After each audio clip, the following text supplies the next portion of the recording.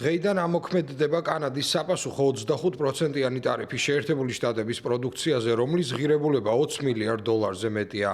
კანადაში ეს გადაწყვეტილება მაშინ მიიღეს, როდესაც დონალდ ტრამპმა კანადურ ფოლადსა და ალუმინზე 25%-იანი ტარიფის დაწესების შესახებ განაცხადა. შეერთებული შტატებისთვის შესაბამისი ზომების გატარებას გეგმავს ევროკავშირიც. კანადის საგარეო საქმეთა მინისტრი ევროპას მოუწოდებს ერთად იმუშაონ მათ მიმართ დაწესებული ტარიფების გასაუქმებლად.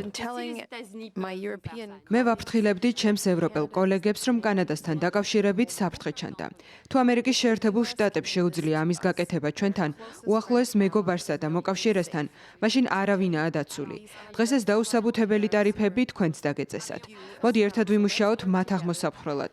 ვიმუშაოთ ერთად, რათა წავახალისოთ ამერიკელები ზეწოლა მოახდინონ მათ მიერვე არჩეულ თანამდებობის პირებზე.